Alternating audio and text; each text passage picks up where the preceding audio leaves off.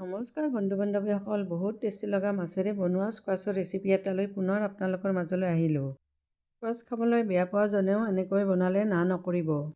এই দুটা মই স্কোৱাছ ওলাৰ লগতে এটা মই মিডিয়াম চাইজৰ আলু ল'লোঁ। তাৰপিছত ভিডিঅ'ত দেখুওৱাৰ দৰে প্ৰথমে মই স্কোৱাছটো ফালি লৈ বাকলিখিনি গুচাই ল'লোঁ। বাকলিখিনি গুচাই লৈ মই পুনৰ দীঘলে দীঘলে দুটুকুৰা কৰি ল'লোঁ। এইটোকে ভিতৰত গুটি থাকে, সেয়ে মই এইখিনি অকণমান ওপৰে ওপৰে কাটি পেলালোঁ। কাৰণ স্কোৱাছটো কুমলীয়া আছিল।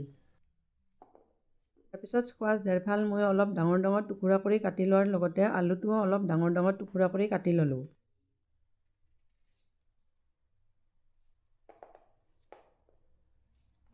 কাটি লোৱা স্কোৱাছ আলুখিনি পৰিষ্কাৰ কৰি ধুই মই এটা সৰু প্ৰেছাৰ কুকাৰত ল'লোঁ।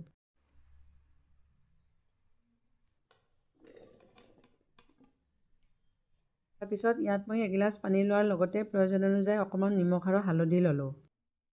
তাৰপিছত লৰাই দি ঢাকনি মাৰি মই দুটা হুইচেল মাৰিবলৈ দিলোঁ। যিহেতুকে মই এইখিনি ডাঙৰ ডাঙৰ কৰি কাটিছোঁ, সেয়ে দুটা হুইচেল মাৰি ল'ম। কুকাৰটো গেছত উঠাই দি এটা ডাঙৰ চাই পিঁয়াজ, এটা বিলাহী আৰু দুটা জলকীয়া ল'লোঁ। এইখিনি কাটি লোৱাৰ লগতে মই কেইকমান নহৰুৰ লগতে দুটুকুৰা সৰু আদা ল'লোঁ। কুকাৰটো হুইচেল মৰাৰ পিছত মই গেছৰ পৰা নমাই ইয়াত এটা পেন উঠাই দিলোঁ। পেনটো গৰম হোৱাত পিঁয়াজ আৰু বিলাহীখিনি ভাজিবৰ জোখেৰে মই ইয়াত অলপ তেল ল'লোঁ। আৰু তেল গৰম হোৱাত ইয়াত মই কাটি লোৱা পিঁয়াজ, নহৰু আৰু ফালি লোৱা জলকীয়া দুটা ল'লোঁ। আৰু আদাখিনি মই অলপ সৰু সৰু টুকুৰা কৰি কাটি ইয়াত লৈ ল'লোঁ। তাৰপিছত এইখিনি মই লৰাই অকণমান টাইম ভাজি থাকিলোঁ। অকণমান টাইম এনেকৈ ভজাৰ পিছত ইয়াত মই কাটি লোৱা বিলাহীখিনিও ল'লোঁ।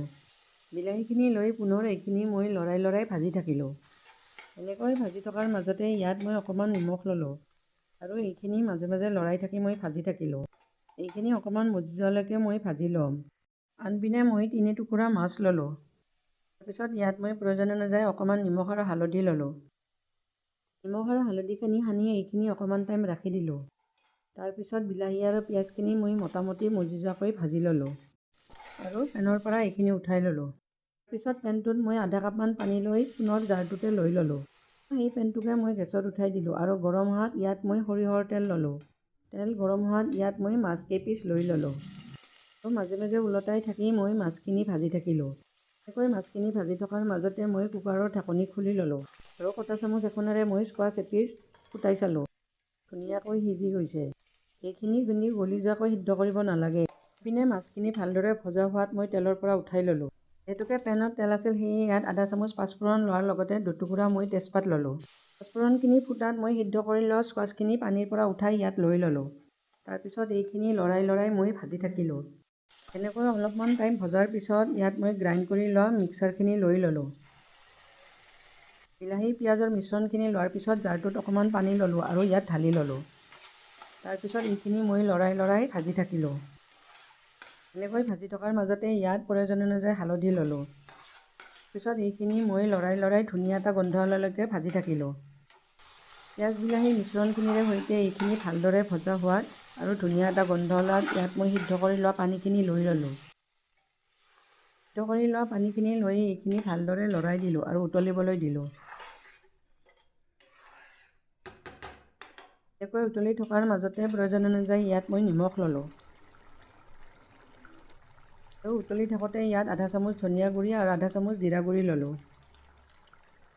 তাৰপিছত ভালদৰে লৰাই দি মই এইখিনি ঘন হ'বলৈ ধৰাত ইয়াত মাছ কেইপিচ লৈ ল'লোঁ। মাছখিনি লৈ মই লাহে ওলটাই দিলোঁ।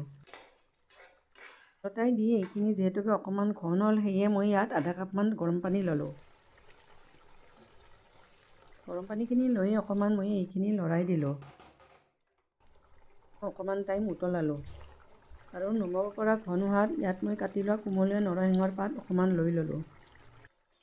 নৰসিংহৰ পাতখিনি লৈ ভালদৰে লৰাই দিলোঁ আৰু গেছৰ ফ্লেমটো অফ কৰি ল'লোঁ। মাছেৰে বনোৱা স্কোৱাছৰ বহুত টেষ্টি লগা ৰেচিপিটো চাই কেনেকুৱা লাগিল কমেণ্ট কৰি জনাব। আৰু লগতে লাইক, শ্বেয়াৰ, ছাবস্ক্ৰাইব কৰিবলৈ নাপাহৰিব। আজিলৈ ধন্যবাদ।